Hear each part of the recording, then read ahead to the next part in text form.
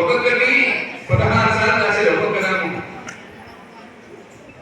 ఏంటి అసలు వాళ్ళ అవస్థ ఏంటి, వాళ్ళ వయసు ఏంటి?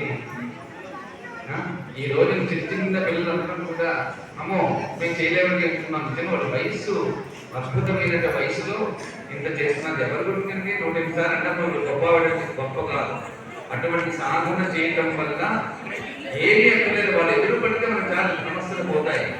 అమ్మ ఉపాసకులు అయ్యో ముక్కు పెట్టలేదని తీర్థం కాదు, వాళ్ళ ఎదురు పడితే చాలా మన ఎవరు అమ్మవారికి వస్తారు వచ్చేసారు. ఏ కట్టి పెట్టుకోండి. మీ వారు వెతుకుతున్నారు, మీ ఆవిడ అక్కడే ఉండండి, ప్యాంటు కొట్టి వేసుకుంటే తెప్పించానమ్మా ఉపయోగించండి. అంటే సర్వశక్తిమని సర్వమంగళ సత్యది ప్రద గురువు గారు అంత మంత్ర సాధన చేసేటువంటి వ్యక్తి మన ఎదుగుండా పడితే చాలు. మనలో శక్తి కొంతమంది ఉన్నారేమో మనకు అనవసరం, మనం మాత్రం ఒక పద్ధతిలో ఉందాం, సాంప్రదాయానికి అనుకూలంగా అనుగ్రహించేటువంటి శక్తి సామర్థ్యాన్ని మనం పొందుతాం. జత మంత్ర సాధన అనేటువంటిది ప్రధానం. ఎవరు ఎన్నిసార్లు చేసినా మనమే ఆ బలాన్ని పొందుతాం. బాగా డబ్బు ఎవరికి ఇచ్చేస్తాం? ఇల్లు వాతుల్లో కొనుక్కుంటాం, సైకిల్లో మోటార్ సైకిల్లో కొనుక్కుంటాం, కారు కొనుక్కుంటాం. అవసరమే ఇంకా బాగా వచ్చిందనుకోండి హైదరాబాద్ వెళ్ళలేకపోతే మేమనుకోం.